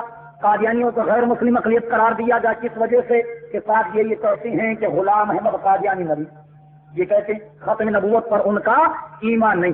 مولوی قاسم نانوتوی صاحب جنہوں نے دیوبند کا مدرسہ بنایا, وہ لکھتے ہیں کہ بالفرض حضور کے زمانے میں یا حضور صلی اللہ علیہ وسلم کے بعد بھی اگر کوئی نبی تصور کیا جائے تو خاتمیت محمدیہ صلی اللہ تعالی علیہ وسلم میں فرق نہیں آئے گا. کیا سمجھے آپ؟ حضور صلی اللہ تعالی علیہ وسلم کے بعد اگر کوئی نبی تصور کیا جائے تو خاتمیت محمدیہ صلی اللہ تعالی علیہ وسلم میں فرق نہیں آئے گا. ہم نے کہا تو فرق کیوں نہیں آئے گا؟ کہتا سر اس میں جو لفظ ہے نا بالفرض کوئی نبی آئے تو خاتم فرق نہیں آئے گا, لہذا لفظ بالفرض سے یہ لازم نہیں آتا کہ ختم نبوت کا انکار لازم نہیں آتا. اس لیے کہ حضرت مولانا نانوتوی صاحب نے یہ کہا بالفرض ایسا ہوتا تو اب صاحب یہ لفظ بالفرض نے کیا ان کو بچا لیا؟ ہرگز نہیں. میں آپ سے کہتا ہوں بالفرض اگر بکر کی آنکھ پھوٹ جائے تو بینائی میں فرق تو نہیں آئے گا؟ آئے گا نہیں, یقیناً آئے گا. میں کہوں کہ بالفرض زید کی اگر ٹانگ ٹوٹ جائے تو چال میں تو کوئی فرق نہیں آئے گا؟ بالکل آئے گا. بالفرض مولوی ندیم کو چوراہے پر ننگا کر کے اگر جوتے لگائے جائے تو عزت میں تو کوئی فرق نہیں آئے گا. بالفرض ایسا کر لیا جائے دل فرض ایسا کر لیا جائے تو کوئی عزت میں تو فرق نہیں آئے گا، نہیں آنا چاہیے، اس لیے کہ مولوی صاحب کہتے ہیں دل فرض ایسا ہو تو یہ بات ہوتی، تو دیکھیے صاحب اس میں موجود ہے۔ اسی طرح اگر فرض کیجیے آپ کے زمانے میں صفحہ نمبر 13 تحذیر الناس مطبوعہ دیوبند کتب خانہ رحیمیہ، یعنی اگر دل فرض آپ کے زمانے میں یا دل فرض آپ کے بعد ہی کوئی نبی فرض کیا جائے تو بھی خاتمیت محمدیہ صلی اللہ علیہ وسلم میں فرق نہیں آئے گا۔ بتائیے ختم نبوت کا انکار ہے یا نہیں؟ یہ میں نہیں کہہ رہا، اسلام الحرم ہے، آپ اٹھا کر دیکھیں کہ تمام عرب کے علماء نے اس مسئلے پر تفسیر کی اور کہا کہ اس بات کا جو قول ہے کہ رسول اللہ صلی اللہ علیہ وسلم کے بعد نبی آ جائے اور خاتمیت میں فرق نہیں آئے گا، وہ ایسا کافر ہے کہ اس کے کفر میں جو شک کرے وہ بھی کافر۔ اب لوگوں نے کیا کیا کہ اپنے کفر سے بچانے کے لیے ایک مسئلہ گڑا، وہ کیا مسئلہ گڑا تھا؟ وہ ارواح چلاتا ہے۔ مسئلہ کیا گڑا؟ کہنے کی بات ہوا کرنے کافر کو بھی کافر نہیں کہنا چاہیے۔ اچھا یہ کہاں سے آیا تھا؟ کہنے کے اس لیے کہ ہو سکتا ہے کبھی ایمان لے آئے، ہو سکتا ہے کبھی ایمان لے آئے، اس لیے کافر کو بھی کافر نہیں کہنا چاہیے۔ اچھا تو یہ اس لیے کافر کو کافر نہیں کہنا چاہیے کہ ہو سکتا ہے جناب کہ وہ آئندہ چل کے ایمان لے آئے تو پھر کسی مسلمان کو بھی مسلمان مت تو ہو سکتا آگے چل کے مرتد ہو جائے، بےمان ہو جائے آگے چل۔ بتائیے یہ تو کیا یہ سارے گھٹوسلے اور یہ ساری ہیرا پھیری حضور یہ دین میں نہیں، دین یہ کہتا ہے، مذہب یہ کہتا ہے، میں نہیں کہہ رہا، قرآن کہتا ہے۔ ارشاد ہوا قل اے حبیب کہہ دو یا ایھا الکافرون، اے کافر۔ اللہ تعالیٰ خود اپنے محبوب صلی اللہ تعالیٰ علیہ وسلم سے کہلوا رہا اور ارشاد ہوتا ہے یا ایھا النبی جاہد الکفار والمنافقین واغلظ علیہم، اے محبوب جہاد کرو کافروں سے اور منافقین سے اور ان پر خوب سختی کرو، خوب سختی کرو۔ تو آپ دیکھا آپ نے قرآن کیا کہتا ہے، یہ کیا کہتے ہیں، اور سبحان اللہ یہ ہمارے بزرگوں کی بات نہیں مان ان کا سب ہم آپ مانتے۔ اب میرا تو مولانا احمد رضا خان نے جو کر دیا کہنے مولانا احمد رضا خان کے پاکستان کے بڑے غدار کہنے مسلم لیگ کی بھی بڑا بازی حضور اعلیٰ حضرت کا انتقال ہوا 1921 میں جب مسلم لیگ کا نہ گھر سے نہ پتے، بتائیے انتقال ہوا اعلیٰ حضرت کا 1921 میں، اور آج یہ کہتے صاحب کہ مولانا احمد رضا خان جو تھے وہ پاکستان بنانے کے مخالف تھے۔ بتائیے ہے اللہ تبارک و تعالیٰ انہیں ہدایت عطا فرمائے۔ اعلیٰ حضرت کا انتقال تو اس وقت ہوا کہ نہ جناح صاحب تھے، نہ تحریک پاکستان تھی اور نہ پاکستان کا نقشہ۔ اچھا تھا رائے کہ چلیے سب ہمارے بزرگوں کے پاس نہیں مانتے، میں ذرا آپ کے بزرگوں کی پکار کرامت سنا۔ یہ دیکھیے میرے پاس یہ ارواح ثلاثہ ہے، اس کا نام ہے ارواح ثلاثہ، اور آج کل کے وہابیوں نے اس کا نام بدل کر کرامات اولیاء کر دیا۔ یہ میرے پاس اتفاق ہے دیوبند کی چھپی ہوئی موجود، دیوبند کی میرے پاس چھپی ہوئی موجود ہے۔ میں اس سے آپ کو ان کی 2-4 کرامتیں سناتا ہوں، انشاءاللہ انداز لگائیں گے کہ علماء دیوبند کی اکابر اس قدر اور خیر سے اعلیٰ منصب ولایت کرتا ہے، یہ آپ خود اندازہ لگا سکتے۔ آج مستند آلات حضرت مولانا شاہ ولی اللہ صاحب محدث دہلوی رحمۃ اللہ علیہ، آپ کے خاندان، مشائخ وابستگان، اکابرین جماعت علماء دیوبند، مظاہر العلوم سہارنپور کے صحیح واقعات و حکایات ما اضافہ حاشیہ حکایات حضرت تھانوی صاحب، ملاحظہ فرمائیے اس کا صفحہ نمبر 289 بھی آپ کہتے ہیں، لکھتے ہیں اس میں حکایت نمبر 305 کہتے ہیں حضرت والد ماجد مولانا حافظ محمد احمد صاحب وہ امی محترم مولانا حبیب الرحمان صاحب رحمۃ اللہ تعالی نے بیان فرمایا کہ ایک دفعہ گنگوتی خانقاہ میں مجمع تھا۔ اچھا کیا ہوا صاحب اس مجمع میں؟ گنگوتی خانقاہ میں مجمع تھا، حضرت گنگوہی اور نانک جی کے مرید اور شاگرد سب کے سب جمع تھے، اور یہ دونوں حضرات بھی وہی مجمع میں تشریف فرما تھے کہ حضرت گنگوہی نے حضرت نانوتری سے محبت آمیز لہجے میں فرمایا کہ یہاں ذرا لیٹ جاؤ۔ کیا کرو گے لیٹ؟ یہاں ذرا لیٹ جاؤ۔ حضرت نانوتری کچھ شرما سے گئے، اس لیے کہ انہوں نے پتہ نہیں کیسا لیٹنے کے لیے کہا تو حضرت کچھ شرما سے گئے، حضرت ماضی کو شرما سے گئے، مگر حضرت نے پھر فرمایا تو بہت ہی ادب کے ساتھ ٹھیک لیٹ گئے، اور حضرت بھی اسی چارپائی پر لیٹ گئے اور مولانا کی طرف کروٹ لے کر اپنا ہاتھ ان کے سینے پر رکھ دیا جیسے کوئی عاشق صادق اپنے قلب کو تسکین دیا کرتا۔ مولانا بیچارے گھبرا کے وہ کہتے ہیں مولانا ہر چند فرماتے رہے میاں کیا کر رہے ہو، یہ لوگ کیا کہیں گے؟ تو حضرت نے فرمایا کہ لوگ کہیں گے کہنے تو اپنا کام جائے۔ یہ کوئی کرامت کی کتاب ہے، یہ بزرگوں کے کئی پاکیزہ واقعات ہیں کہ جس کو آپ نے جناب یہاں پر لکھا۔ یہ دیکھیے صاحب دوسری کرامت ایک اور سناؤں آپ کو، صفحہ نمبر 268 فرمایا کہ ایک مرتبہ نبو پہلوان نے جو دیوبند کا رہنے والا تھا باہر کے کسی پہلوان کو پچھا دیا تو مولانا محمد قاسم صاحب رحمۃ اللہ علیہ کو بڑی خوشی ہوئی اور فرمایا کہ ہم بھی نبو کو اور اس کے کرتب کو دیکھیں گے۔ حافظ انوار الحق کے بیٹھک میں اسے بلایا اور سب کرتب بھی دیکھے۔ مولانا یعنی ان کے جو مولانا تھے، مولانا بچوں سے بہت ہنسی مولانا بچوں سے ہنستے بولتے تھے، اور جلال الدین صاحبزادے مولانا محمد یعقوب صاحب تھے جو اس وقت بالکل بچے تھے، بڑی ہنسی کیا کرتے تھے، کبھی ٹوپی اتارا کرتے تھے اور کبھی کمر بند کھول دیتے۔ یہ کرامت ہے صاحب، مولانا فرمایا یہ بزرگوں کے واقعات، یہ پاک اور صاف اور ستھرے واقعات ہیں، اللہ کی پناہ۔ وہ ذرا نکل جاتا سیرت الرشید، مولوی رشید احمد گنگوہی صاحب کی سیرت پر ایک کتاب لکھی گئی، بڑی صاحب مارکۃ الآراء کتاب۔ لوگ کہتے ہیں صاحب کہ جناب ہم رسول اللہ صلی اللہ تعالی علیہ وسلم کی توہین کرتے، اب آپ ذرا ان کا حال ملاحظہ فرمائیں کہ یہ کیا کرتے۔ یہ صاحب تذکرۃ الرشید ہے، دوسری جلد ہے، صفحہ نمبر 289 جس کو کہتے ہیں۔ ملاحظہ فرمائیے جناب آپ تذکرۃ الرشیدیہ۔ ایک بار ارشاد فرمایا کہ میں ایک بار خواب میں دیکھا کہ مولوی محمد قاسم صاحب عروس کی صورت میں، یعنی گنگوئی صاحب نے دیکھا کہ مولانا قاسم صاحب نانوت ہوئی دلہن کی صورت میں، یعنی وہ دلہن بن کے بیٹھ گئے، دلہن کی صورت میں ہے، اور میرا ان سے نکاح ہوا۔ کیا سمجھا؟ وہ دلہن بن گئے اور یہ بن گئے ان کے شوہر، اور سنیا ان سے ان کا نکاح ہو گیا۔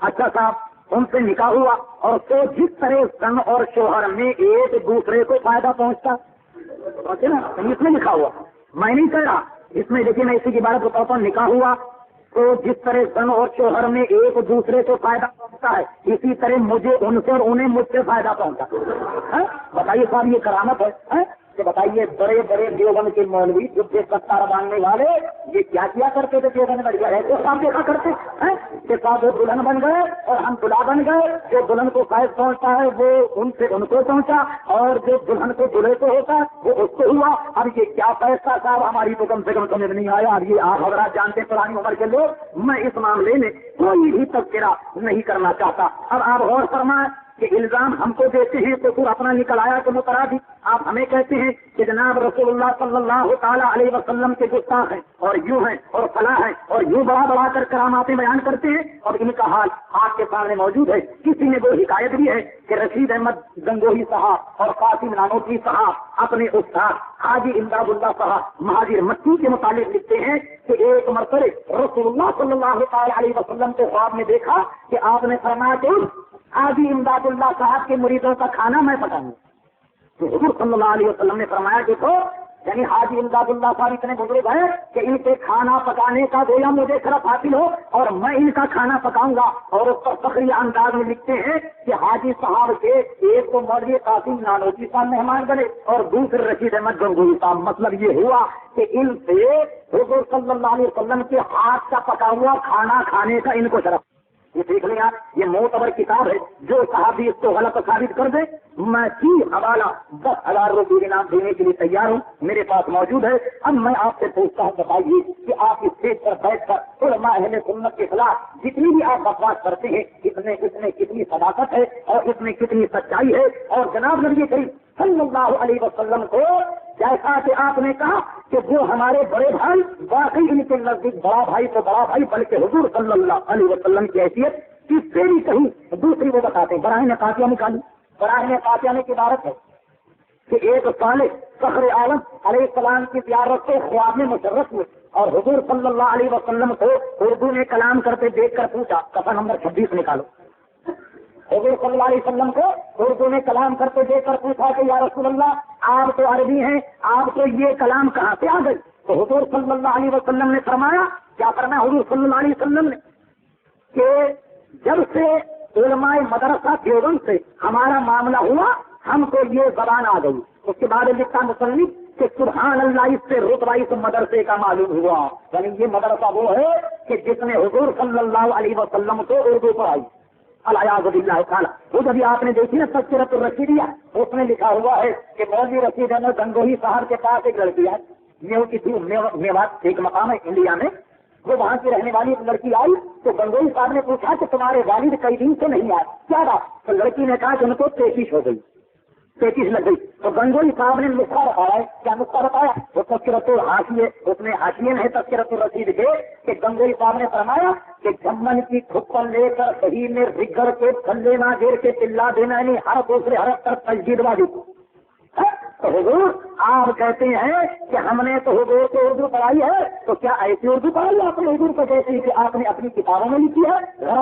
کہ یہ سارا کا سارا ان کا مذہب ایک بہترین مسخرہ پن ہے اور ایک بہترین کرتب ہے. اللہ تبارک و تعالی ہم تمام مسلمانوں کو اس فتنے سے محفوظ رکھے اور اپنے مذہب پر جو صحابہ کرام علیہم رضوان کا ہے، ان کے بعد صحابہ کے بعد تابعین کا، تبع تابعین کا، علماء ائمہ کا، مفسرین محدثین کا جو مذہب ہے، اللہ تبارک و تعالی ہم سب کو اس مذہب پہ رکھے. اس لیے کہ جتنے بھی علماء سابقہ گزرے ہیں، کسی کا مذہب یہ نہیں ہے کہ کوا کھانا حلال ہے، کسی کا مذہب یہ نہیں ہے کہ رسول اللہ کی حیثیت ایک بھائی کے برابر ہے، کسی کی حیثیت یہ نہیں ہے کہ رسول اللہ صلی اللہ علیہ وسلم کو کسی نے کہا ہو کہ حضور کو دیوار کے پیچھے کا بھی نہیں جانتے. نہیں، اس مذہب سے توبہ اور سینکڑوں بار توبہ. اعلیٰ حضرت امام اہل سنت کہتے ہیں کہ شرک ٹھہرے جس میں تعظیم رسول، ارے اس برے مذہب سے لعنت کیجیے. وما علینا الا البلاغ.